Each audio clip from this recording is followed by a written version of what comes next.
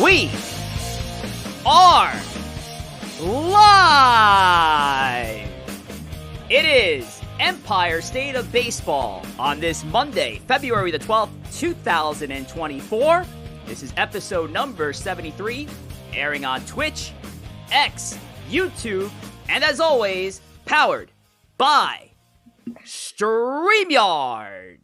All right, gentlemen, we are back. Welcome to Empire State of Baseball. We have a massive show for you guys tonight. A first-time ever segment that I cannot wait to get into in just a few minutes' time. But we are a day removed from Super Bowl Sunday, so starting with Corey Favs and taking it around the room to Joe and Tom. Corey, some quick takeaways from Super Bowl Sunday. Couple of takes. I'm going to give actually 3 takes right now. Super Bowl Sunday is probably one of my favorite days of the year. I have a hot take that Super Bowl food is better than Thanksgiving food. I think it's a better food day than Thanksgiving. I love it because it's a great game. The first half was kind of boring last night, but the second half was good, so I'll take that. And finally, Super Bowl Sunday is typically the segue into the baseball season. We know teams are starting to report to spring training. The first spring training games are going to be on TV in less than 2 weeks. So very excited to transition from football to baseball. Love football, but it is baseball time. Yes. I love the Super Bowl. It was great. You know, you do the boxes with everybody and I get into the game and you have some fun and friends and family gathered around watching the game, you know, cooking all the fried foods that I'm now paying for. But Corey cooked an excellent meal. I was over his place yesterday, so it was fantastic. And Rich did have 2-2 in my pool, so I enjoyed it. It was a great game. Mahomes is now in glorified territory as the Chiefs are now going to go for their three-peat next year. Yeah. Getting back to the food, I'm the one host here that doesn't have any Italian blood, but I made an Italian spread. Yeah, I saw it yesterday. Yeah, the homemade pasta, made sauce for a good 6-7 hours, homemade meatballs, got some sausages thrown in there. We lived it up. And still hurting from it though. Still a lot of carbs. All hurting. I mean, Usher looked like he was hurting, man. You know, it's sad when you watch these guys and you grow up with these performers that they just look gassed after like a few songs. I mean, he was sweating, he was drenched all over the place. I actually thought, how was he sweating that much? He. I mean, yes, he was dancing, but he was doing it for like what? I like, mean, at that point, when like, you're doing it at 40 minutes? I mean, guy. When you're doing it at 45 years old, man, and just doing it like nonstop, like he looked unbelievable. He looked like he was in the trenches. He looks like me after a half hour on the Peloton, but that's a half hour of getting after it. I mean, Usher, he did a couple like little roller skate rinks around the thing, and then it looked like he was. I mean, Christian McCaffrey walked off the field and he was sweating less than Usher was after 7 minutes of singing. 100%, but great performance by Usher, really bringing it back to the LimeWire days of downloading him illegally. But let's move on to the rest of our show, which is going to be the off-season series' all-time New York baseball draft, the final episode of the off-season series. That is. Before I get to the lineup card, Thomas, we have a few followers and viewers on with us on YouTube, but how can they tell their friends to join us on YouTube and all other live streaming services? What do you got? Listen, I think the best way to enjoy this program, if you are watching on a replay, is watching it live. We offer a few different ways to do that. YouTube probably being, I think, the best way to do it. I think it's the easiest streaming app that you can use for checking out the show, getting involved with the live comments, getting your comments read out on the show. So head over to YouTube. We have over 100 subscribers so far, and we're looking to kind of keep growing that number. We'd love to double, triple, quadruple that by the end of the season. That would be awesome. Make sure, hit some thumbs up, give us the likes, the shares, all that kind of stuff. If you're not a YouTube person, you also have Twitch out there and X, or Twitter, as normal people still call it. You can watch the show live there if you would like. Yes, sir. And we got a few new faces here in our chat. A couple, I'll shout them out right here. We got Forever One Ghost. What's up, Ghost? we got future Yanks, and then we have future. So we're looking into the future for the chat, but for tonight's big segment, we're going to be looking into the past and present, and that is, of course, with the all-time New York baseball draft, which is our biggest segment for tonight. But we're going to kick things off with the Empire Express, as usual. Just run through some quick Mets and Yankees notes. There hasn't really been a lot of transactions lately, so we're just going to more assess of what this offseason has looked like for both New York teams as we head into pitchers and catchers, which are gathering as we speak up until, I think, Wednesday is the date for the Mets and Yankees, at least the deadline, but I know a lot of players have already reported as we speak. And, of course, the New York all-time baseball draft. We're going to get into the rules and regulations a little later, but that draft is going to be our centerpiece of tonight's show. And then I got some announcements later on tonight. But let's kick things off with the Empire Express, of course, the latest on the Mets and Yankees. Like I said, I'm going to keep it rather quick. Has been a lot of transactional notes for both teams since the last time we probably even got on a space. We've been on spaces lately, so check us out on X. We've been talking a lot about some of the smaller news that's happening. But Thomas, let's start with the Yankees here. So as we head into spring training, how do you assess the Yankees offseason moves? What letter grade would you give them?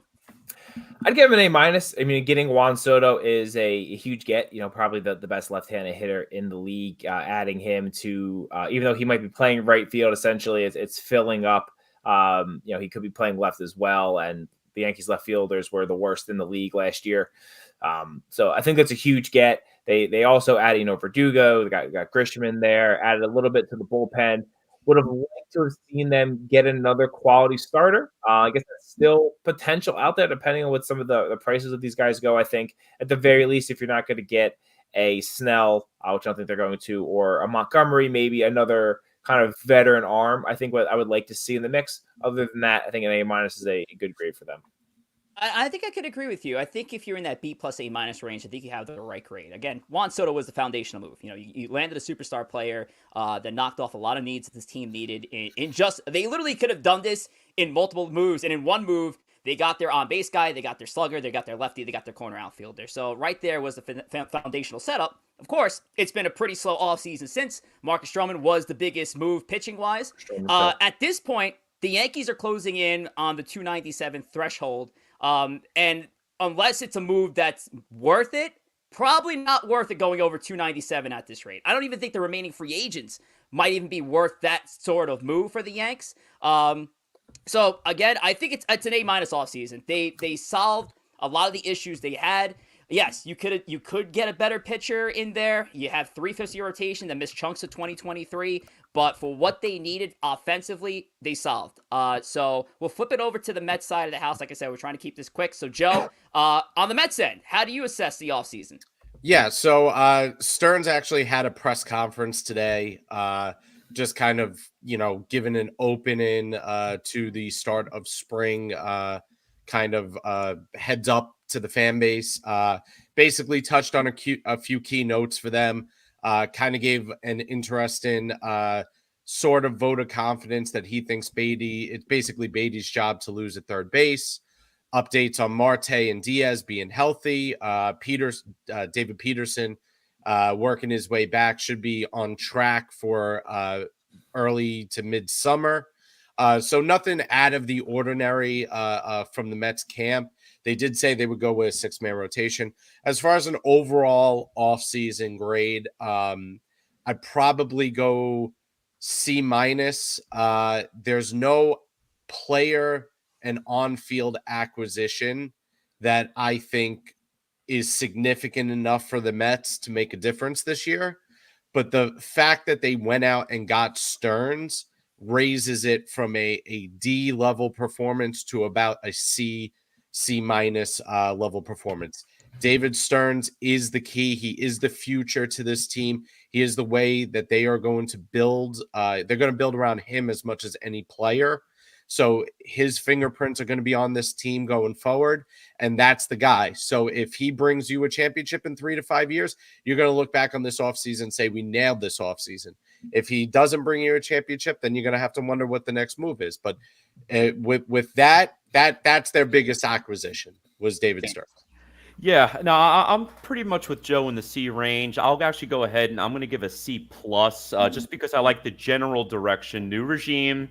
You hope you're building the foundation for years to come. It's not an off season of headlines outside of the couple of weeks leading up to the Yamamoto news. Certainly not a season of headlines. But the Mets were headlines the last two off seasons prior, and look what happened. They made the playoffs and didn't win a single series, and then last year was a complete disaster. So just winning the offseason doesn't always translate to winning in the season, as we know.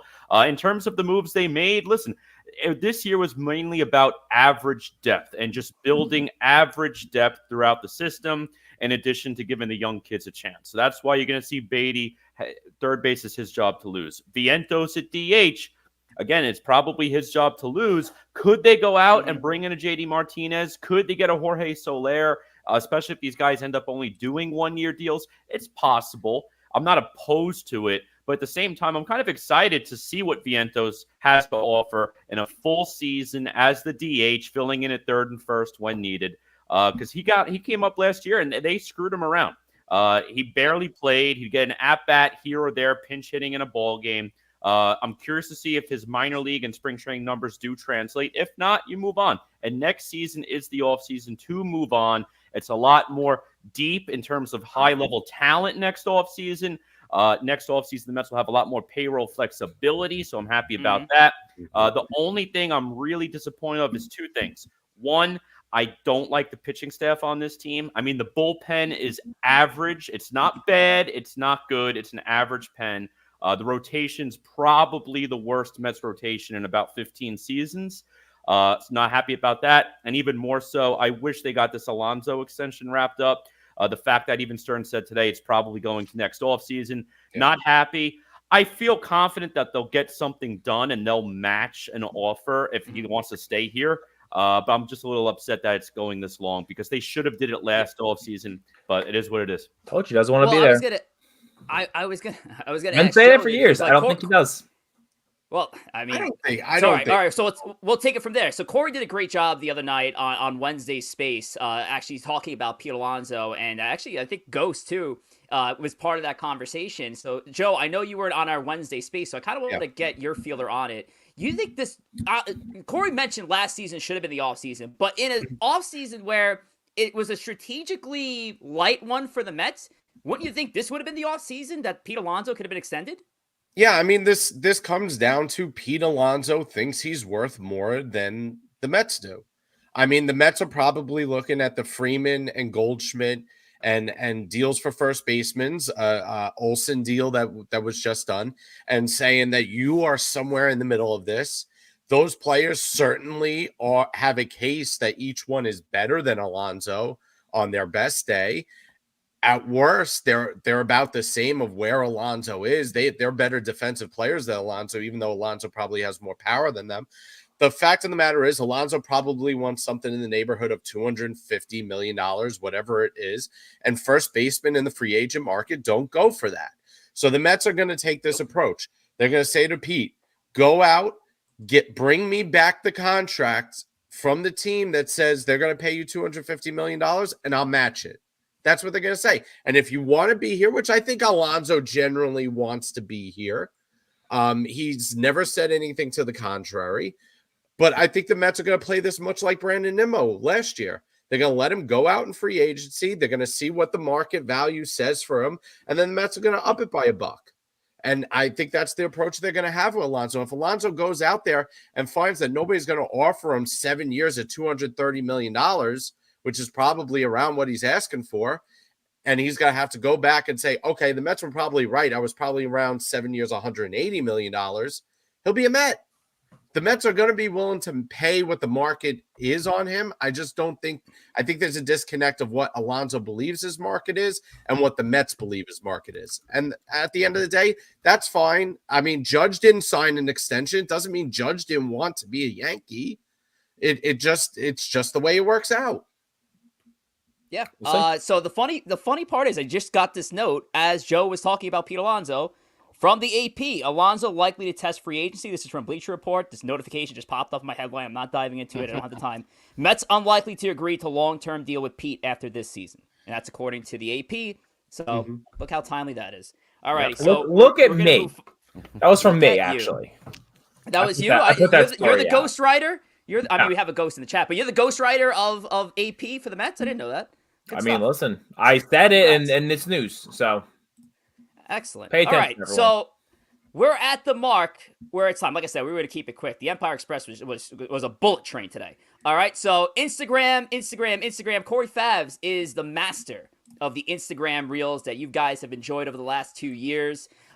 He does such a great job. So I hand the mic over to the man himself. Corey, what do you got on Instagram? Well, thank you, Mr. Rich. But if you want to follow us on Instagram and see some of those reels and some other content, I'm sure there's going to be a lot of content and graphics coming out of today's show. And Rich does a great job with the graphics. So got to give kudos back to you as well. Follow at Empire State of Baseball. And you can follow all of us individually as well. Myself at Corey Favs, Joe at JR Pugs, Rich at Rich J. Rivera, and Tom at T. Waspel. Again, go on Instagram. All our posts will be there. All the graphics that we share on the show will be there. Short clips will be there. So go ahead and give us that follow at Empire State of Baseball. Yes, sir. Give us a follow at Empire State of Baseball. All right. It's time we get right into the main course at 8:15, but we're going to need all the time in the world to do this because we are drafting all-time New York baseball rosters. We're not going a full 26. We'll be here all night. So we're going to go to 13. We're cutting it in half. We're going 13. The positional layout as we pull up the poll. If you're on X and Instagram, you had access to the pool there, but if you didn't and you want to see it right here, there it is. Here's our draft pool for tonight. Now, there's some rules that we're going to go over real quick because it's not as easy as picking whoever. We're going to go in the order of the standings of the ESB game winners from 2023. So that's going to be Tom going first, then Joe, Corey, and then I'm going to go also get the snake pick. So it's just going to snake around back to Corey, Joe, Tom, and then we're going to proceed for the 13 rounds to draft the team. We are drafting every position: catcher, first base, second base, third base, shortstop, left field, center field, right field. There is going to be a DH selected among the remaining offensive pool, but a DH cannot be drafted until at least the 11th round of the draft, just to ensure that we can accompany everybody's positions for the most part. 3 starting pitchers will be drafted, and 1 closer will be drafted. So if you're keeping score at home, that is a 13-man roster for each manager here. Now, we did settle a rule that, unfortunately, we're going to have to actually take 3 players off the pool already. Christy Mathewson, Jack Chesbro, and who was the last guy, Joe? Joe McGinty. Oh, Joe. Yeah, that's right. I should have just looked right at the New York Giants. Joe McGinty. So those 3 guys are coming off the pool because these guys' numbers are absolutely absurd. I mean, for the love of God, they have about like 600 innings each. It's crazy. It's completely unfair to draft, especially when we're trying to try to stay within the contemporary schedule. But having pitchers throw 500 innings is ridiculous. So we're not going down that route. 1920 when they're throwing a sponge around is a little bit different. You know, it's funny when we look at, we'll get into the stats, but the difference between a pitcher from 1937 and a pitcher from 1985 is actually not large at all. The difference between the pitchers from 1904 and 1937 are about 200 innings. So are you saying Jack Chesbro's 1904 season when he went 41-12 with a 1.82 ERA is like an outlier? I wanted Chesbro. I wanted him bad. We want to honor them because as far as New York is concerned, these are some of the greatest seasons of all time. There's no doubt in that. Christy Mathewson is one of the original Hall of Famers. We want to honor that. We want to mention them here. But I think we all kind of took a look at it and we're like, look at this. 408 innings, guy. Oh, boy. Chesbro put up 450. Chesbro was doing things out there. It's ridiculous. So we can't go down that route. Of calculation. Even the graphics were from the 1900s. Like, we can't do it. So we're going to get into it, though. We're going to do our draft. Any comments, concerns, questions from the remaining hosts before we get into it? No? Good? All right, let's do it. Boys. This is going to be an interesting exercise. I think you guys are going to really enjoy, us digging into the past a little bit here and seeing what these stats look like and how much players even from the 20s relate to players from now. I mean, I think it's very fascinating. All right, Tom, it's 8:20. Kick us off. What is your first overall draft pick of the all-time draft? Well, listen. First, I want to first thank myself for winning the contests God. all throughout last year. Come on, it's Give not a myself number pageant. one Just overall get your pick. player in. Put them on the clock. And listen, there's a lot of great players throughout New York baseball history, and I think what really we're going to see probably earlier on in this draft, what is going to separate some of these early picks is what positions have some more limited depth than others. And there was one that I found to have a lot of limited depth, and with that, pick is in. Welcome to the team, Alexander Emmanuel Rodriguez. Number one overall pick. I mean, number one come in our on. hearts. Like, number one we on all the team. knew it. We all knew that Alex Rodriguez was going to end up. I'm still talking. The champ is still here. The champ is still talking. We went with 2007. One of his 2 MVPs as a Yankee, All-Star Silver Slugger. Probably should have been a Gold Glove winner, for being honest. I'm going to put this jersey on, I think, for the episode. Should be a Gold Glove at shortstop, but he had to move because of Jeter. Well, listen, the captain's the captain. Yeah, A-Rod. And listen, you could say you're shocked. You could say obviously Tom was gonna take A-Rod overall because Tom has good taste. But listen, there is no other third baseman that's gonna even compare to A-Rod in this draft. A-Rod, number one. Actually, I will dispute that claim. There is. Oh God! boy. Please. All right, Joe. I will take the pick that should have been the first pick because he has the highest OPS plus of all the players on this list, and that is Babe Ruth, 1921, 378, 512, 846 slash line, 59 home runs, 168 RBIs, a 12.9 WAR, 239 OPS plus. Oh, by the way, he stole 17 bases. Love that for the baby. He is the best offensive player in this draft. And left field is not a deep position. The difference between him and the next best OPS on the left fielder, 75 points in OPS plus. I rest my case. The difference between A-Rod and the next highest third baseman, 20 points. Yeah. All right, I can't Corey. argue with that. No, can't argue with that. I had Ruth in my queue. I really wanted the Babe for a lot of reasons that Joe mentioned. But you know what? Even though I couldn't get the Ruth, I still have to consider myself the luckiest man on the face of the earth. I am going to take Lou Gehrig. That 1927 season, man, 173 RBIs. The OPS 1.240, not too far behind Ruth. He was the second in OPS in the class. 47 home runs, can't discount that either. 373 batting average. So luckiest man on the face of the earth is on my team. I'll gladly take it. Yeah, and honestly, there was a few Lou Gehrig seasons that were right there with the 1927 year. I mean, he was unbelievable. But there was wasn't there like a Brian Kenny list or an all-time list, and Gehrig was left off the list? They left recently out. I think the list stopped. In Yeah, 1957. It was a Twitter thing where people were like, "You forgot Lou Gehrig." Yeah. They said like we weren't including players from before the cutoff. Yeah. So. Yeah, but they didn't have it was just it was a weird cutoff though. Yeah. It wasn't like like when the mound was raised. It was just like I think it was like an arbitrary cutoff. It was post integration cutoff. Yeah, it was like when the final team integrate or when that's why integrated. It was just a weird decided to stop being racist. Weird cutoff because Ted Williams played kind of in both buckets and he wasn't eligible. It was weird. Anyway.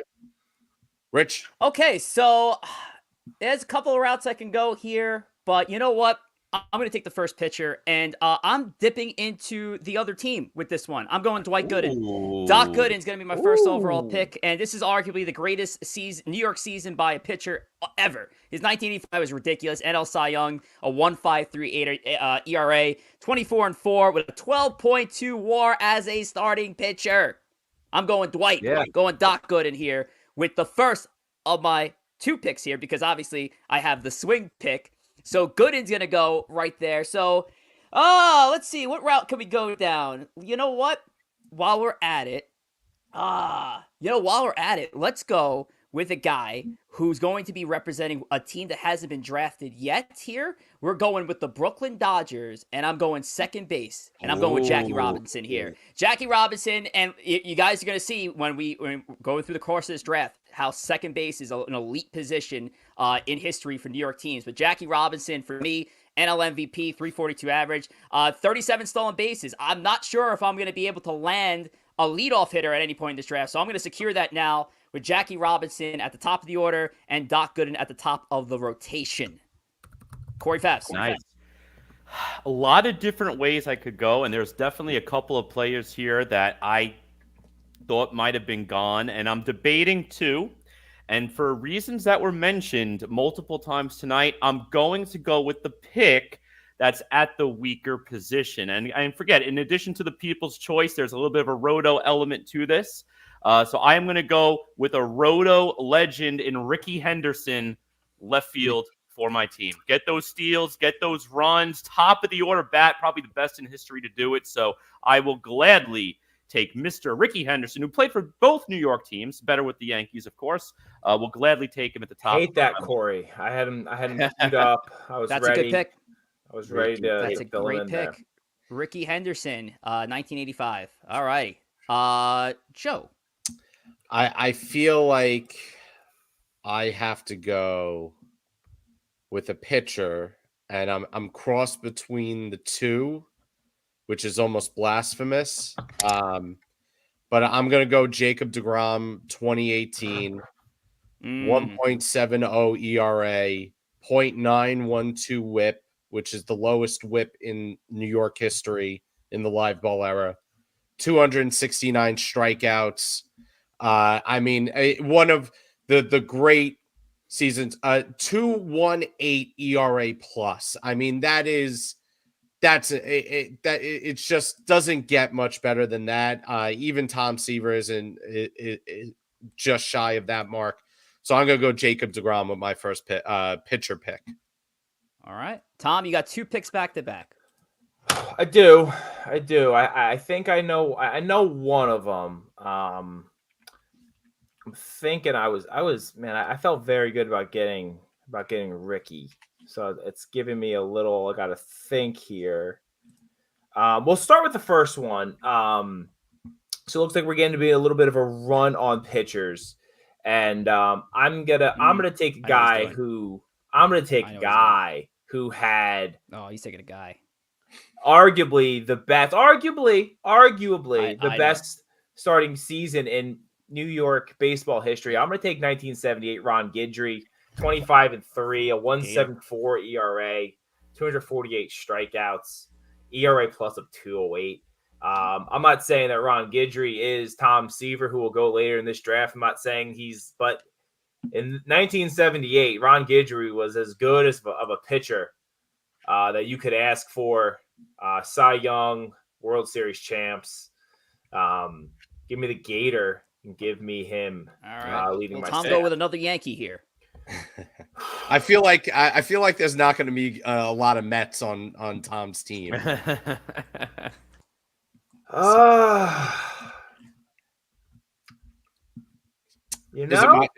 me. No, it's me. And you know what? Anybody in the chat could help Tom out. Go. You know what? I gotta bring up the player pool again. No, I am. I seem to pull up. Here's the player pool for reference for everybody. Yeah, I seem to look up one thing here, and we're gonna be ready to roll. All right. So listen, I think we know that what wins games, and it's pitching that wins games. You give me a guy who also in the 70s had quite a year. And I just really did want to just call out the haters who say I want to put a Met on my team. Give me 1971. Give me Tom Terrific. I took my pick.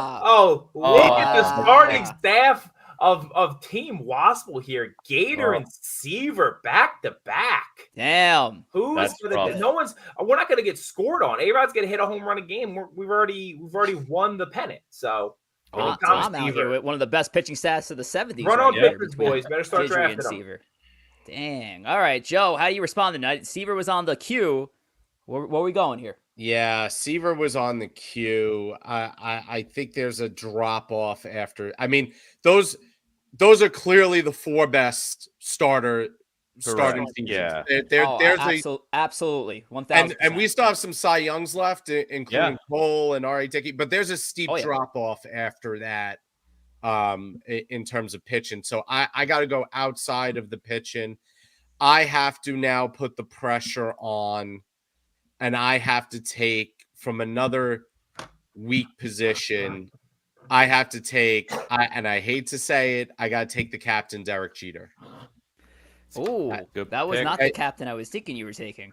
Yeah, I got to take Derek Jeter. You know what? It's shortstop. It's just, and we had the late entry with Lindor from last year, but it's just a steep drop off. 349, 438, 522 from a shortstop, 24 home runs, 120 RBI, 102 RBIs, a 153 OPS. I mean, that's a quality season from Derek Jeter. So he'll be my starting shortstop there. Hell of a job there. Corey, before you go, I just want to do a quick little roll call here while some people were settling in. Mike Parziali, what's going on, pal? How you doing, man? Thanks for jumping in. Nathan Ramatanja, the NR Hour Sports Show. Make sure to give him a follow on X, Instagram. Nathan, you can put in everything there, but he does great jobs with player interviews. Also, like even on-site interviews, he's fantastic. So give him a follow. And I got to give a shout out to my Morning Brew Sports guys. What's good, my guys? Rich, salute. A salute to you. I believe this is, I don't know if it's Hector, I don't know if it's Kelso, but it's somebody in the crew right there. So thank you for tuning in. Make sure to give them a follow and love at Brew Crew Sports on X, and I believe at Yanks Brew also on X. But give them a love. Wherever you can find Morning Brew. They do such a great job, and it's been a pleasure hopping on their shows for Yanks Brew. And of course, we got Park Street Raised Me. I believe this is Chris. What's going on, man? How you doing? And thanks for jumping in on the show. And it is Hector. What's going on? Alrighty, let's continue with the draft. Sorry about that, Corey. What do you got? This is, I think, pick number 3 for you. It's pick number 3 for me, and again, I'm torn between a couple of directions here. The run on pitching is hurting me right now because I don't have a pitcher. And I was hoping for a good pitcher here, man. And listen, there's still, again, like Joe said, there's so many good Cy Young pitchers on the board. I hear Garrett Cole's on the phone with Rich right now. If you don't take Garrett Cole, reigning Cy Young winner, he's lying. You will not get him. You will not get him. It's possible, but we'll see. I'm going to go. All right, Dickey. I'm going to go with Lefty Gomez here. I'm going to go old school, get a lefty in the rotation, Lefty Gomez.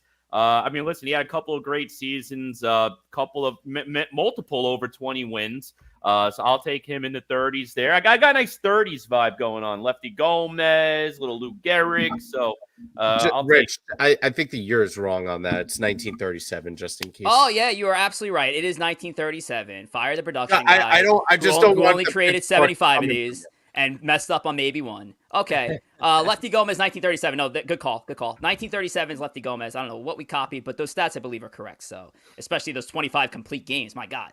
So, Corey, I think that's a good way to bounce back into the starting pitchers right there with Lefty Gomez. But I'm going to take Cole it from here. Like pacing like Aaron Rodgers in the draft room right now. He's pacing. And I have 2 more guys ahead of him. Oh, man. I'm just saying, he's getting a little testy about it. Like, so my first 2 picks, for those who are just joining, I went Doc Gooden for one of my starting pitchers, and I went Jackie Robinson at second base. So I think I need some pop in here. And I'm going to go with one of the greatest seasons in baseball history, and that is 1956 Mickey Mantle. And I know it's a position of strength, so I'm going to take the first center fielder that I can. And hopefully he stays healthy. And for this season, man, he was great. American League MVP, 353 batting average, 52 homers, 130 RBIs. That is good for the Triple Crown. And an 11.2 WAR out of the center field position. So the Mick will be my first of these 2 back-to-back picks. And while we're at it, yeah, do I want to go with Nah, screw it. I don't want to. There's a part of me that wants to be a little homerish, but I don't want to do it right now. Instead, I want to pick another position that has been taken at this point of the draft. I'm going to go with Mike Piazza, Ah! 2000 season, Oh, boy. All-Star Silver Slugger, 324, 38 bombs, and a 5.1 WAR as a catcher. And one of the greatest to ever do it. So those are my 2 picks back-to-back. So we're turning right back to Corey Fabs. I did have Piazza in the queue. Yeah. So My gonna have apologies. Yeah, it's all good. So you're gonna have to give it a little bit of thought, but there's a couple of different routes to go. I also would have loved Mantle here. I was debating Mantle last round, but I figured I really needed a pitcher, and center field's a bit deep. So I'm going to take it a little bit of a different direction, and I am going to go with. Yeah, he is a dog. Yeah. You know what? I'm going to go with the New York Metropolitan here. Give me Jerry Koosman as my number 2 pitcher on the team. Ooh. Jerry Koosman. Where's the graphic? Where's Jerry? I don't know where Jerry is. There he is. There he is. Jerry Koosman, 1969, New York Mets, and this is a good pick here, Corey. And still, plenty of pitchers to choose from here. But you got the 2 lefties at the top of your rotation in Lefty Gomez and Jerry Koosman of the 2 New York teams. Alrighty. People are going to say he went too early, but Corey's not a guy who drafts for what the fans say. Nah, absolutely Yes. not. Joseph. This is tough. I mean, a lot of people are gonna be like, only Mickey Mantle's been picked out of the center fielders, but when you look at the center fielder seasons, they're so close together. Oh, so good. They're so good. It's hard to pick one over the other. So we still have Willie Mays, Aaron Judge, Joe DiMaggio. You can't lose with any of them. So No. it's one of those things. I'm probably going to go with I'm going to go with the catcher myself. I'm going to go with Roy Campanella. Yeah, great pick. Brooklyn Great pick. Dodgers. Very strong catching season. Rivals that of Piazza. 312 average, 41 home runs, 142 RBIs, a 154 OPS plus. One of the great catchers in New York history. So I'm going to take Roy Campanella as my catcher. Solid pick. Solid pick there. All right, Thomas, you have the swing pick. Give me 2 back-to-back. And chat, what do you think? Well, who do you draft in this player draft here? Who would be your next pick if you've been following along? Listen, I'm very happy how this has fallen to me here. I was getting a little Here's the player worried pool there. again. So listen, I'm gonna go a new position for us. I'm gonna go out to right field. And did you hear this Roger Maris guy at 61 home runs in 1961? Seems pretty good to me. Give me Roger Maris for a one season. Not as good of a one season as you're gonna find. Give me Roger Maris, another MVP. We're just collecting MVPs on my squad. If you don't want an MVP, get the hell off my team, is what I say. Or Cy Young. That's what we're about.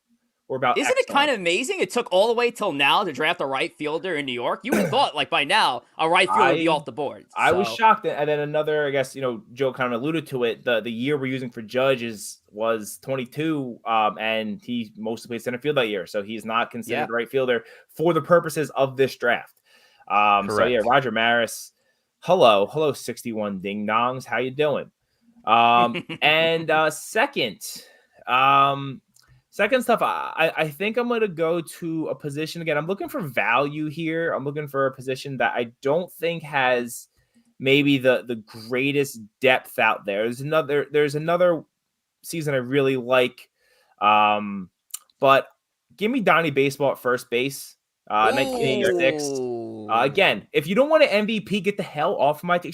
We said 86. He did win an MVP this year. I was 86, bro. In my mind, I want 85.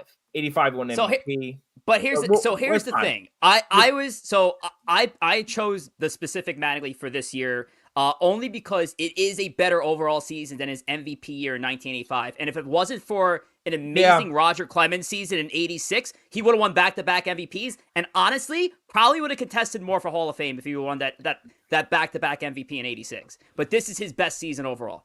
I think that's fair. And he was the reigning MVP, so he deserved a spot on the team. First base is a little bit of a lighter position. There is some other really good years out there, but I want Mattingly. We get a lefty. We get a fantastic fielder. Donnie Baseball. Donnie Baseball. All right, Joseph, it is back to you. I'm going to pick the other captain, David Wright, for third base. Oh, I knew this was coming. 2007, 325, 416, 546, 30 home runs, 34 stolen bases, a 30-30 season, OPS of 149. I could have gone with Howard Johnson here as well. They're very, very close seasons. I'm going to go with David here. I like season that was almost as good as 2007 A-Rod. Is this what we were going to say? Well, the hill you're willing to die on? The difference between the OPS of A-Rod and David Wright is half the difference between Babe Ruth and the next left fielder. I'm just telling you that now. That's Babe Ruth is almost double the next left fielder. Yeah. David Wright's 30 points less than A-Rod. So that was right. you took a position where one was so far better than the other. So all right. Well, they were right off the board. Corey, what do we got? I'm just loving this historic team right now because I'm going back to a former franchise, the New York Giants. I'm going to take Mel Ott in right field. He had a fantastic 1929 season, 42. Tell us about it. 151 RBIs, OPS over 1.08. I'm going to go with Mel Ott in right field, another throwback team, throwback player. Love to add him to this outfield. And I believe part of the 500 home run club, if I'm not mistaken, as well. So Mel Ott, it does have 511 home runs. There it is. So that would make it official. All righty. I was gonna do this pick before, and I'm glad I didn't. So I'm gonna do it now, and I'm going to. Man, do I do it now? Yeah, sure. It is a homer pick. Hell, it is a last name pick because we're taking Mariano Rivera here. We're taking the first closer. 1999's Mariano Rivera, 1.83 ERA, 45 saves. Now there was a few seasons, guys. I know there's a few seasons in there we could have probably went with. We went with the younger form of Rivera instead of the mid 2000s Rivera. But honestly, you really can't go wrong with many of the Mariano seasons. An electric year for him. Definitely, this is not his highest WAR, but a .88 whip. We're taking this 6.8 Ks. Mariano will be the closer in my staff. And let's see, we have another pick to make. So oh, damn. We're really getting through it, huh? Let's go. Who do I need? Do I need a first baseman? You're supposed to be tracking it, Rich. I know, but you do need. There's only been two first basemen taken, and I do need a first baseman. So again, I'm gonna pull from the Mets pool, and I'm going with Pete Alonso from the 2019 season. 53 ding-dongs, 120 RBIs in his NL rookie season. Of course, subject of controversy when it comes to, is he going to stay with the Mets? Is Stearns going to trade this guy at midseason? Who will he end up with by 2025? It's a question to be asked. But Pete Alonso is a member of my team. We'll welcome Pete aboard. So Pete's going to be my first baseman. Nice. All right, listen, I respect the Pete pick. I think Tom's going to respect this pick. And again, there's a lot of guys, if we're looking at the careers, I'd probably go that route, but cannot discount what he did just last season. So I have an old era pitcher. I have a mid-era pitcher. I'm going to bring Garrett Cole to this pitching staff to be my third starter. Finally. Get a little bit of a blend there. 2.63 ERA. Got the Cy Young last year. Had a really nice year. 15 wins, 4 losses, 222 strikeouts. So a little bit of mixture on my pitching staff. He's the only righty of my staff, but I like how I got a pitcher from each different era. So I'll take Garrett Cole. Gomez, Kuzman, and Garrett Cole is Corey's rotation for the all-time roster, and a good pull right there with Garrett. All right, Joe, what do you got? Yeah, I'm gonna go with I need some big names, and why not possibly the greatest center fielder of all time in Willie Mays, 1954 season. I'm not only picking the offensive player, I am picking the defensive player. This is a guy that is one of the greatest field and center fielders of all time. 354, 41 home runs, 10.4 WAR. It is an unbelievable season. 175 OPS plus. I am taking Willie Mays as my center fielder. All right, Tom with the back-to-back. All right. We're just gonna finalize a couple things here. What year did we have? Really stretching this out here, Thomas. Listen, I mean, like I 15-4, 7.4 Warren State. It is insane. And shout out to Erica Garcia. Really appreciate you jumping in here. Was wondering why you didn't pick Judge over Maris, but now it makes sense. Yes, Judge played more games in center field in his MVP year. So I'm gonna, we're starting to fill up some positions, right? Some positions are getting, taken.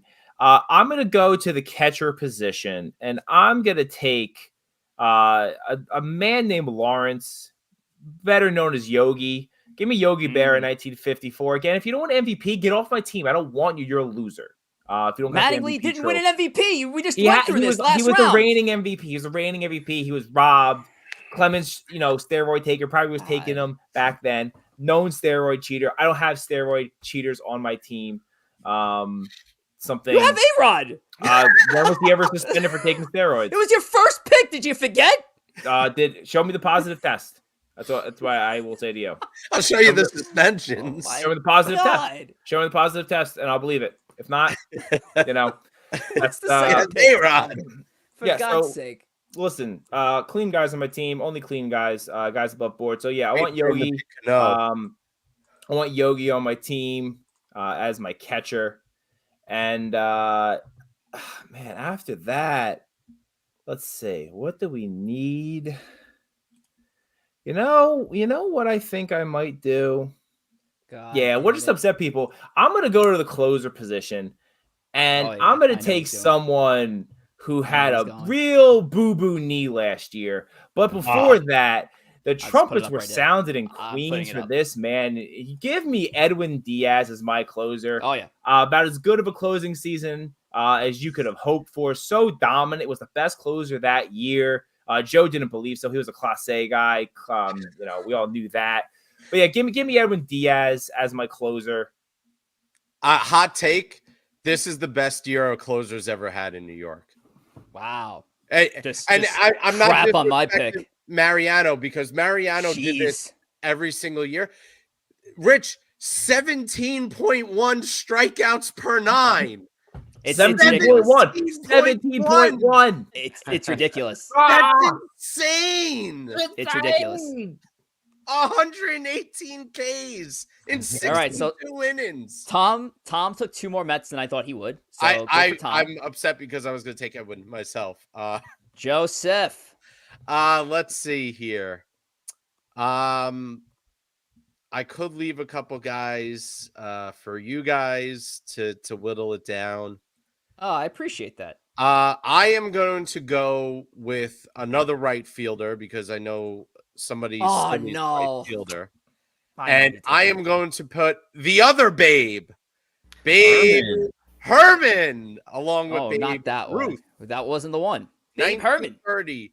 393, 455, 35 home runs, 130 RBIs, 169 OPS plus.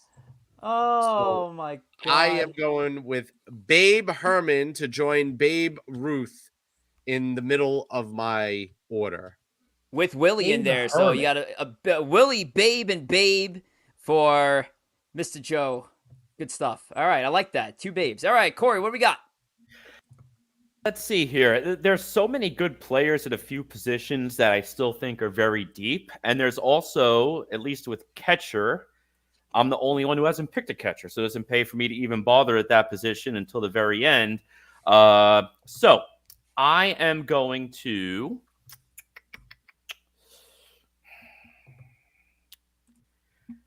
Getting to the point of the draft, folks. I know. You know what? The fact that he's gone this long, I feel like I want to get that power. Just give me the raw power. Just give me Aaron Judge's last season. All right. I just want the power. Get a little more home runs. Again, this is a roto element to this. So obviously home runs and slugging, RBIs all play a big role in it. So I'll go with the recent slugger here in Aaron Judge. 62 home runs, 311 average, 131 RBI. OPS, ones across the board. So I'll gladly take him to give me a little pop in the middle of the order. All right, very nicely done. Let's see, what are we gonna go with here now? You know what? I think we need to tighten up. I think I'm gonna go corner outfield for my next two picks and settle the outfield. So I'm gonna go right field. We're going Darryl Strawberry here, 1988's Darryl. 39 ding dongs, It could be the 101 biggest value of the draft. Could be the biggest value of the draft. 5.5 WAR. Oh, Darryl's in there, and of course, I unite Doc and Darryl. So I have Doc and Darryl on the team. I mean, go listen, Mets! Your clubhouse is going to be an absolute shit show. It's going to be a mess of what's going on in that. And clubhouse. it gets better. Everywhere. My clubhouse, no drugs. We stay with brawny, raw power outfielders. So I'm now going to the Yankees with this next pick. My left fielder's Dave Winfield, 1982's Dave Winfield. 37 bombs, 106 RBIs. We know where the power is coming from. It's clearly coming from the outfield with Dave Winfield, Mickey Mantle, and Darryl Strawberry for a star-studded three-man outfield. Corey Favs, how are we following this up? Oof, let's see. You know what? Again, I don't need an outfield at this juncture, and I can't take a backup outfielder until we get to the 11th round. We are now in the 8th round, I believe, of the draft. We're I think in the 8th round. We're in the 8th round. All right, so I still have a few more rounds until I could double up on a position for DH. I don't need a starting pitcher. I don't need an outfielder. It's really the infield and the closer spot that I need to address. So, taking a look at the available players. You know what? I'm going to go with give me 2000 Edgardo Alfonso. I mean, he just had a very solid year at second base that year. A guy who could play pretty much everywhere. Will slide second base for me. His year's 2000 year, the Subway Series, had a very nice season, 25 home runs, 94 RBIs, hit 324, 967 OPS. So I'll take that pop, a nice balanced pop at second base. Such a low-key great season. Really was. Great pick. We think Cano, we think a lot of guys, but that's a low key fantastic season. 324, 425 slash line from a second baseman. That's crazy. Incredible.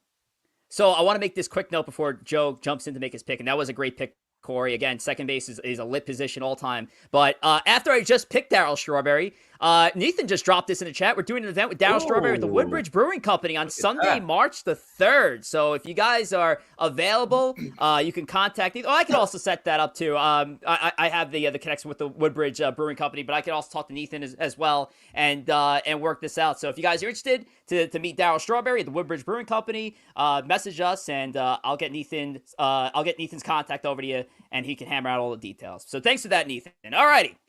Next pick, Joseph, what do you got? I feel like I gotta go pitcher here.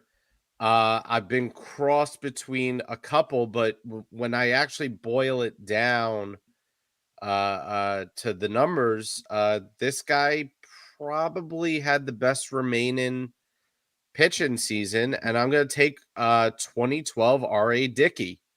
A knuckleballer to pair with my flamethrower in Jacob deGrom. So good luck to hitters after seeing 101 and then seeing the dancing knuckleball after him in a short series. But great year, 273 ERA, 230 strikeouts, 233 innings pitched, a 139 ERA plus. A great season, one of the best seasons all time from a knuckleballer. Couldn't find R.A. Dickey on here, but he is in our player pool. So good stuff, Joseph. Actually, I'm just gonna pull him up here right now. So my apologies. I know we had him in the pool. I don't know where his graphic went. But here he is, Mr. R.A. Dickey of the 2012 season. So there you go.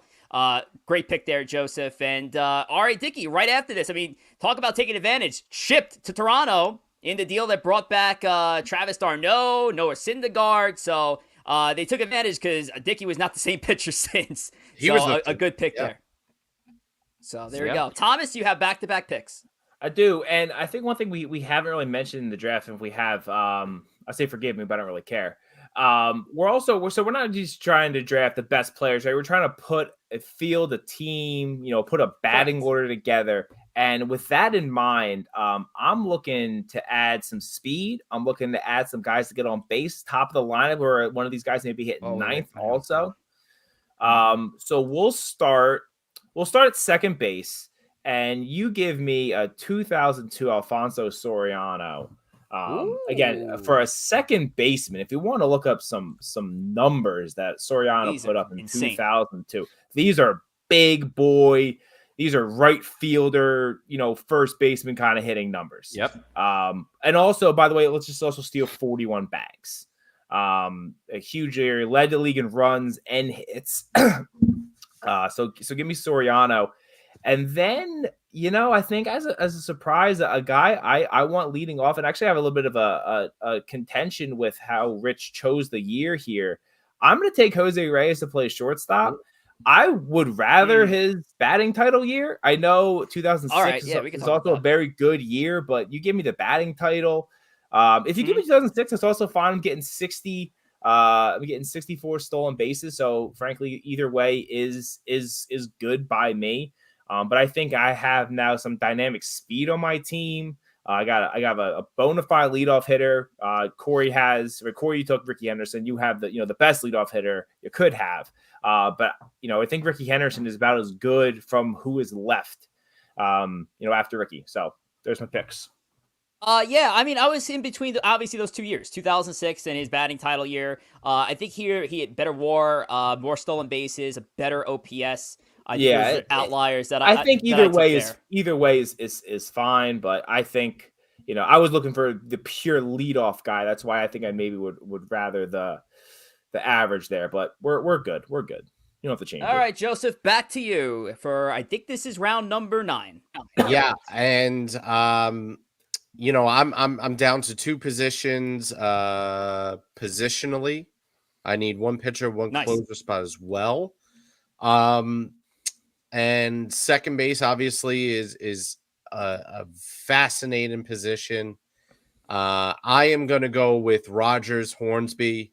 The only season that he was in New York, 1927, 361, 448, 586, 26 home runs, 125 RBIs, a 10 WAR, 175 OPS plus. One of the great seasons from a guy who spent little to no time in New York. This was it. A great season, and it's for my benefit. Yes, sir. Pretty incredible stuff because I just always associated Roger Hornsby with the St. Louis Cardinals, and this was the only season he played with a New York team, and he happened to have a fantastic one at that. So a great pick there in 1927, Rogers Hornsby. Corey. Let's see. Again, need a few more positions. I need a closer, a catcher. I'm the last catcher, though, so it doesn't pay for me to even draft one. Third base, shortstop, DH. I'm going to go with... So many still great options here. Oh, a lot of great options. Give me one moment. That's what you got to block Rich from getting. No, I think I know what I'm doing next. You know what? I'm going to go with a New York Metropolitan, somewhat of a fan favorite. Give me Howard Johnson. I'm going to take that 1991 season. 38 home runs, 117 RBIs. Hotel guy? Yeah, just give me the Howard Johnson, Mets third base coach for a little bit, bench coach, hitting coach, whatever. He did it all. So I'm going to go with good old Hojo. I think you just took the best available third baseman, and that's exactly what I needed too. So I think I'm going to hold off another third base position for a little bit longer and just make that my weak spot. But Howard Johnson, a great pick there. And it's funny because I keep saying, ooh, but a lot of these guys are just like, I didn't think they'd be selected today. But Howard Johnson, again, under the radar season for him. 41 so, fantastic steals. That's a hell of a season a big for year. Mr. Johnson. 41 and that's not even up there. But yeah, 41 steals. 30-30 season. Yeah. Hell of a line here. All right. I need pitching. I only have Dwight. So I'm going to go with I think this is the best available pitcher here. He is a Hall of Famer, and he is Whitey Ford. 1961's Whitey Ford, American League Cy Young. 2-time All-Star. That was not an error because this was back in the day when they had 2 All-Star games in the same year. So he was a two-time All-Star in 1961, 25-4, 3.21 ERA, and a 1.18 WHIP. So Whitey Ford alongside Doc Gooden for me. Now, I need help on the left side of the infield. I got nobody there, and a lot of the good ones are gone. So this is a tough one. So do I even go down that route? I think I should still. I think I should. Let's go with third baseman. Where is he? I just lost him. We're gonna go with Robin Ventura as my third baseman here.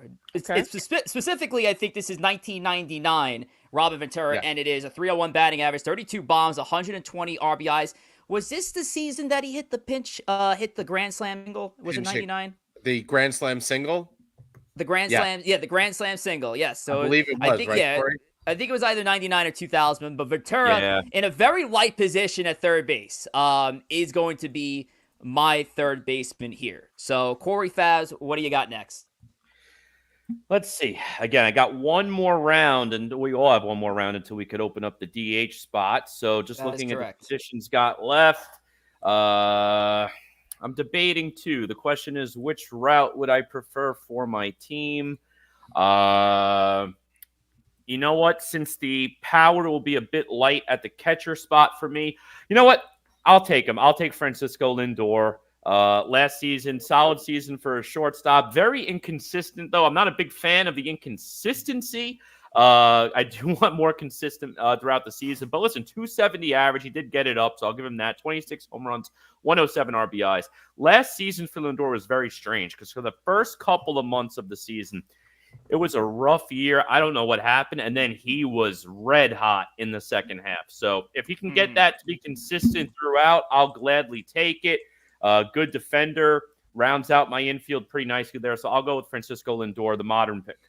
Yeah, and the shortstop position, the surprising lack of seasons. That's why he was a last-minute add, because when we went back and looked, his season really stood up, and there's not many guys left.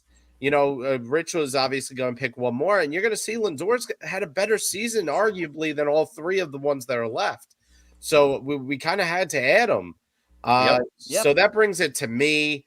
Next round, we can draft a DH, right? Not this round. Yes. DH opens up in the next round. So after Tom's first pick, DH will open up. I will take the best remaining starting pitcher, and that will be Mike Mussina. There it is.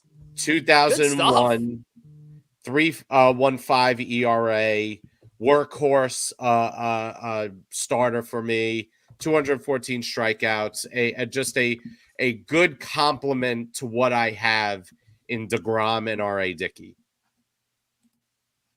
And you kept it rather contemporary. Of the three, this is the eldest statesman, 2001 season, and then you picked the 2012 Dickey and the 2018 DeGrom. So keeping it contemporary there, Joe, for the kids. Very nice.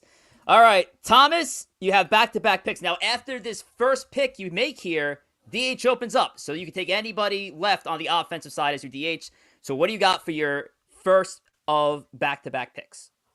So first I'm going to say is, how did this guy fall? I just the disrespect that Joel and Joe DiMaggio has seen in this draft is reprehensible. And I think, frankly, you guys shouldn't even be allowed to podcast this year. If you let Joe DiMaggio go to the 10th round, I took Mickey Mantle. What are you doing? It's just it's just very disrespectful to Joe DiMaggio. Willie Mays. It's not it's like disrespectful. Okay, fine. It's disrespectful. You all disrespected Joe DiMaggio is all I'm saying. And I have him as my center fielder. Got a Triple Crown year, MVP, 56-game hit streak. Sounds good to me. Sounds like a guys get on base, score a bunch of runs when Maris is hitting 61 dongs behind them. Switch hitter. What else could you want? So that was interesting. Tom's going to kill us all. He's going to do it. Tom's going to kill us all. I know what he's going to do. Oh, I know what he's doing. Yeah, I know he's going to do it. Actually, now I can do it. I know what he's going to do. Man. Let me see something real quick, though. I'm pulling up his graphic now. I already know it's coming. Yeah, we're going to do it. We need a guy to hit some. We need some more power on this team. You talk about a straw that stirs the drink. Oh, come on. I wanted Oh, him. he's gonna go give this round. wanted him. Reggie Jackson. Oh as my I DH. knew he was God. doing it. Oh my Lanta! Look at those numbers. Oh, Reggie Jackson giving him Oh a DH, my and God. a team that maybe wasn't as heavy hitting at certain points. We have some fantastic starters on our team and closer. Reggie really does. He ties the room together, as the kids say. My God, all the home runs. He's not an MVP though. But he has already won one. He already, it was like, gotta give him Okay, so it another has to be you MVP. won an MVP in your. I think most of these guys won MVPs. All right, whatever. Joe, what do you got? Probably gonna be DH. What did you say? It's probably gonna be DH. Let's. I am Just preface going it. to go with the Duke. There it is. Oh, I Snyder. had him in my queue. I had him Yup, in my me queue. too. Well, I had I Reggie had him in my Jackson queue. in my queue, and Tom sniped him and Son decided of a to gun. throw a chaos grenade into the locker room. So Son of a I'm gun. going to take Duke Snyder. A Holy great season, crap. 1953 for Brooklyn, 42 home runs, 126 RBIs, 9 WAR, 165 OPS plus, the highest OPS plus remaining on the free agent draft so far. So that will be IDH. So Joe showing the love for the Brooklyn Dodgers. He's got Roy Campanella, Babe Herman, and Duke Snyder. 3 of the 5 available Brooklyn Dodgers. But I know there's one more up there. I don't know if Corey's taking him, but let's see what Corey is going with here.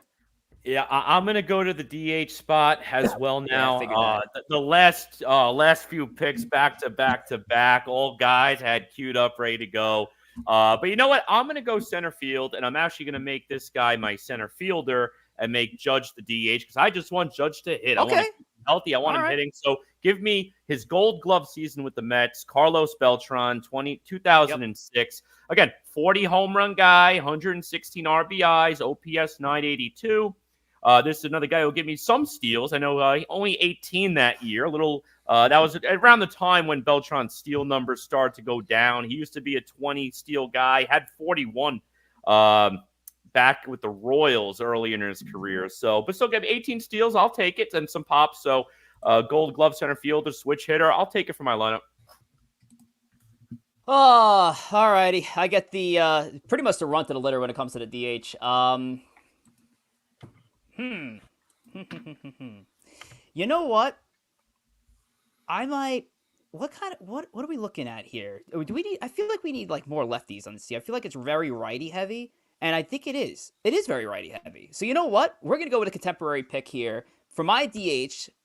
Technically an active player in baseball. We're gonna go Robinson Cano. 2010's Robinson Cano. 319 batting average, 29 homers, Gold Glove, Silver Slugger, All-Star. I think he was in the top 3 in MVP voting that season as well. So Robinson Cano and Jackie Robinson. That's my second base depth right there on the team. But Cano will be taking the designated hitter role for the squad. And now I'm left with 2 positions left. We got starting pitcher and we got left fielder left for me. I think I'm going to go down the starting pitching route here with the last pick that I got for the rotation. And this guy was suggested to me by my good buddy Ghost in the chat. So I'm going with Andy Pettit's 1996 season to wrap up my rotation there. So Pettit joins Whitey Ford and Doc Gooden for my 3-man rotation. All righty, Corey, what we got? We're down to the last 2 picks here. So thank you for sticking with us, folks, throughout the draft. But Corey, what do we got here for your second to last pick? Yeah, right now I just got 2 picks left. I need a catcher and I need a closer.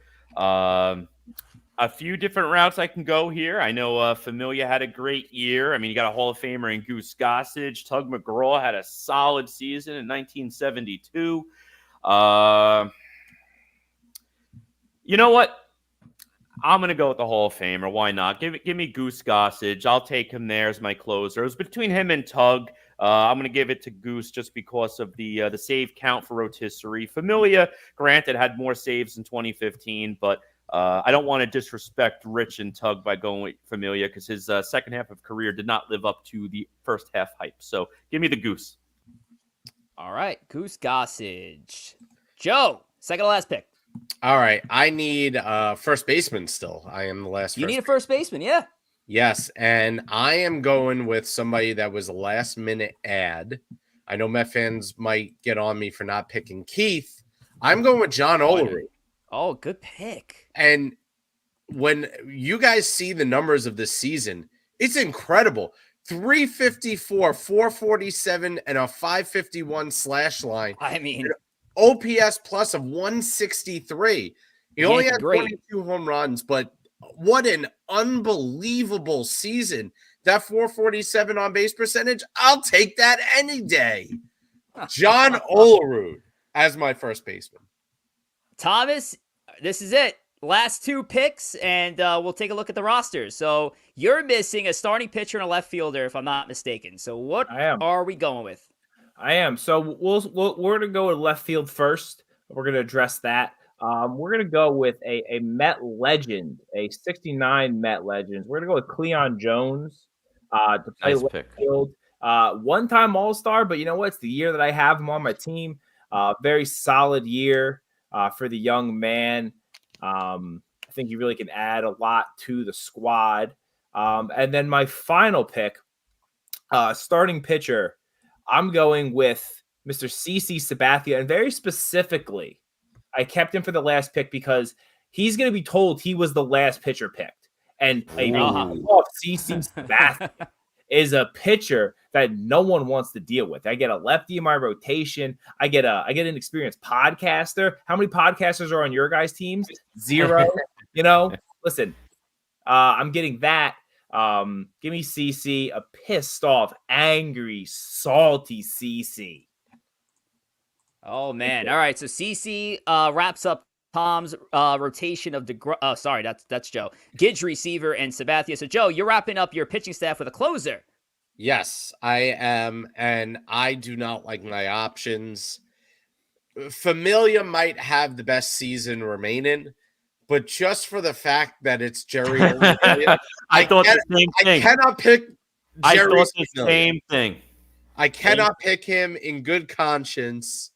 I'm going to go with old Tug McGraw. Good pick. 1972, a 1.70 ERA, 27 saves and 106 innings, a 198 ERA plus, and a 2.25 FIP. One of the great closers pitched in the playoffs for the Mets. I'm going with Tug McGraw. I like it. All righty. Corey, your final pick, and you are looking at a catcher. I need to go with a catcher. I think I'm going to have a nice I have multiple captains on this team. This is a guy, heart and soul of that 1986 Mets staff. I'll take a nice 30 home run season out of Gary Carter, the kid. I have co-captains on my team. He's going to be one of them. So Gary Carter, welcome aboard. Glad to have you here.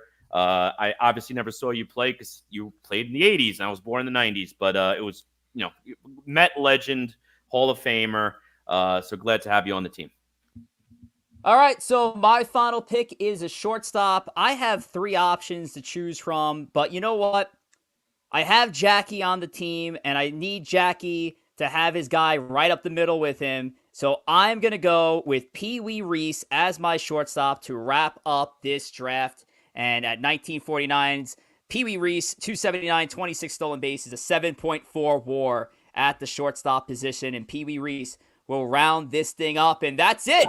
That's a draft. So I'm actually going to try to get the results here immediately for you guys. I just want to at least get the overview of what we have right now. So we do a little quick little share screen. We're going to go to the big board here. We're just going to share the screen for the first time on the show. Where are we at here? All right, let's take a look at the some of the teams here. We'll start with Tom. All righty.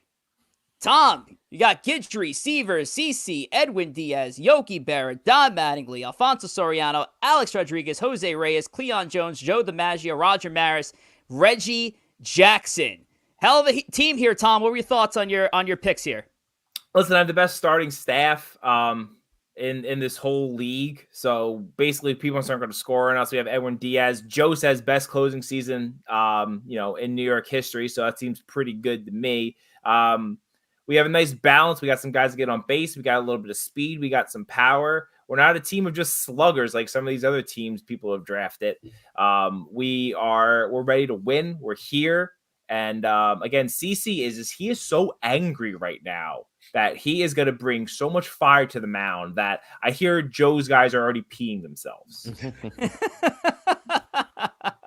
I don't know, Joe. Let's take a look at your roster of peers. We got DeGrom, Dickey, Olerud, Messina, Tug Olerud McGraw, pants are so... Roy Campanella, John Olerud, Rogers Hornsby, David Wright, Derek Jeter, Babe Ruth, Willie Mays, Babe Herman, and Duke Snyder. What are we thinking here, Joe? You like your team? Yeah, you know what? We got that it factor. We got multiple captains on this team. We got that it factor. We got Babe Ruth, the greatest home run hitter that ever lived.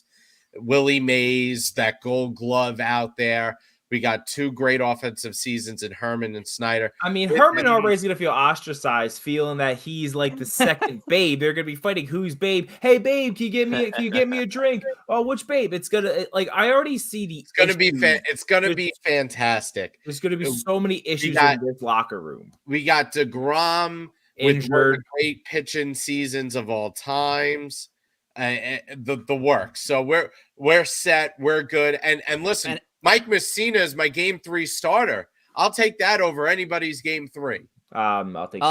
And you got the double captains of our childhood there, David Wright and Derek Jeter on the left side of your Even infield. Derek couldn't lead this bunch of losers to the playoffs.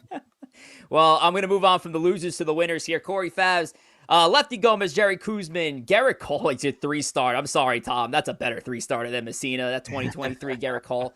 Goose Gossage, Gary Carter, Lou Gehrig, Edgardo Alfonso, Howard Johnson, Francisco Lindor, Ricky Henderson, Carlos Beltran, Mel Ott, and Aaron Judge as Corey made the swap from center field to DH. Corey, your thoughts? Yeah, I like the speed and pop combination, especially with a lot of guys. I mean, Ricky Henderson, best leadoff hitter all time to start off. Beltran, he's a guy with 30-30 potential that season, in particular 40 and 18. So I'll take that too. Howard Johnson with steals out of the third base spot. So a good mix of speed and power. I'll take it. I did want a little bit more out of my rotation. But once I saw the rotation fall the way it was in the draft, it is what it is. You have to make some adjustments on the fly. So I'll gladly take that mixture of starting pitching. Granted, I wanted the Seavers, I wanted the Goodens, the DeGroms, but I will gladly take the two lefties and the last year Cy Young.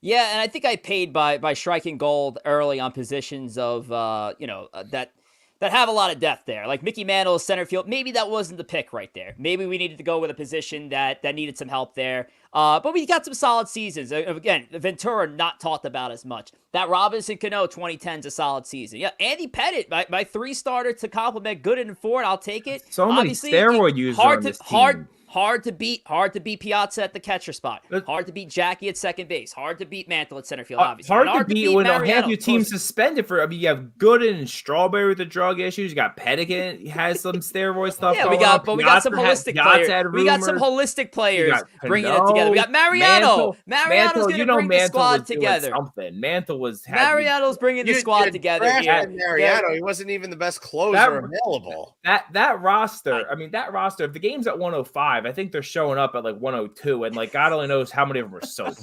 It's a like. I think we can all agree unsafe to have them play. Team is the worst.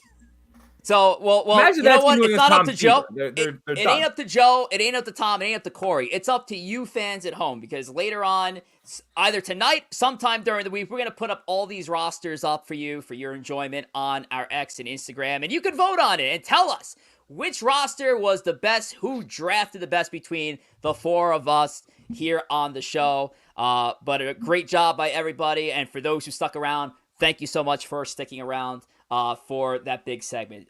Before we close things out, we got some announcements for you. But Joe, hit him with the X content. What we got going on X? Sure. You can follow us on X. You can join our over 2,800 followers. We're looking to get to 3,000 before the season starts. It's really important, guys.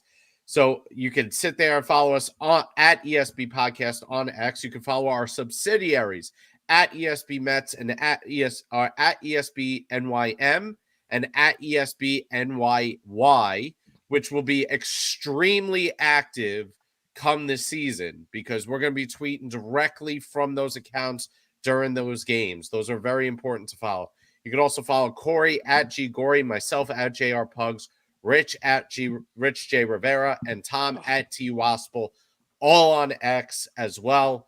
And make sure you follow us and interact with us there. We've been doing Twitter Spaces. We're starting to get onto there and hosting those. Smartest man in the room. That's Corey. He is the smartest man in the room. I think literally the smartest man in the room. But all right, we're gonna move on from there. Man. Yeah, come on. And talk Mark. upcoming episodes of Empire State of Baseball. Yeah, thank you, Mark. We always appreciate the support. Also, I did a late shout out. Shout out to Hitman. Really appreciate it, Hitman. Great content, gents. Thank you so much for that. And shout out to my man, Jigga Man Porto from the Morning Brew Sports Crew. Thank you so much, bud. Alrighty, so let's get into some upcoming announcements. Of course, we're winding down the off-season series. Spring training starts. It's right around the corner. And so for us, we're going to be transitioning from the off-season series to the preseason series starting in 3 weeks' time on March the 4th of 2024. And we have some great episodes that we're going to present to you guys. Some episodes, some great segments that we're bringing back from the 2023 campaign. And Corey Fabs, what does one of those episodes entail? Yeah, so on our March 4th and March 11th show, right around March Madness time, gearing up for the Big 20, we're also going to be doing a March Madness bracket. For this year in particular, we'll be ranking jerseys across the game of baseball. So we'll do a whole bracket style. I think we agreed probably give the Mets and Yankees the first round bye just to make the brackets line up nicely. So it'll be great. We'll run through the drafts the first couple of rounds, starting with the Sweet 16 on March 11th show. So it'll be a great couple of weeks there. So stay tuned. And then, Joe, we have more even coming up later in March. What do we got on the 18th? Yeah, March 18th will be our live reveal of the 2024 preseason player rankings that we are going to do for the Mets and Yankees. So we're going to be looking forward to that. That's a great conversation. We always have fun. Me and Tom usually go at it because we disagree. But that'll be fun, too. Don't forget to watch that March 18th. And then, Thomas, I think you had the last one. What do you got? I was waiting for the handoff here. You know, we're just at the Super Bowl. I was waiting to get it, and he hailed the ball on the RPO. March 25th, though, is going to be our regular season and postseason predictions. So we're going to be doing a lot of fun things, picking our predictions for MVP, Rookies of the Year. We're going to pick division winners, World Series champs. We're all going to do really poorly at it like we did last year. Although Corey, I think you had Garrett Cole, Cy Young, or was that Rich? What do you? I had Cole. Yep. Yeah, Cole. It's the only one we hit. So listen, we only can go up from here.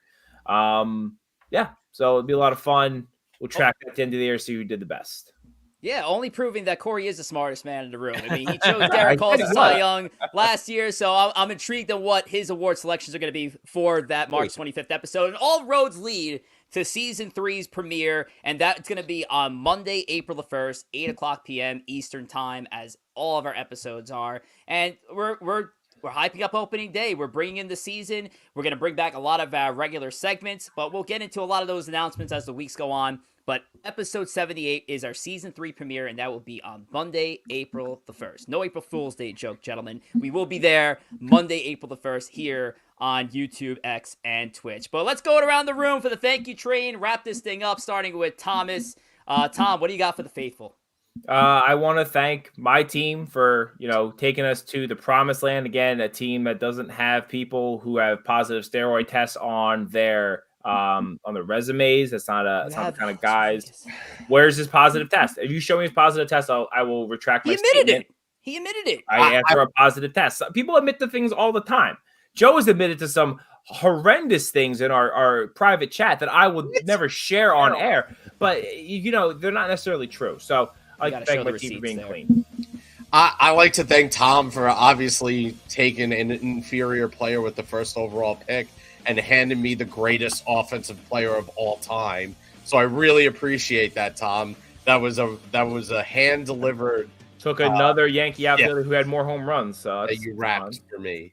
So I want to thank everyone in the chat. It was a very active chat tonight. Love to see a lot of new faces and faces of old both. So thank you again for joining. It was a great show.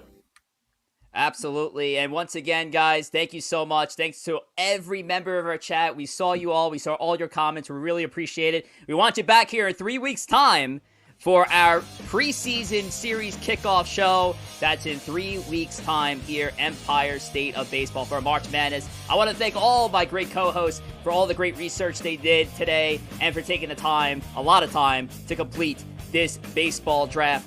All right, folks, we'll see you here in 3 weeks. Take care.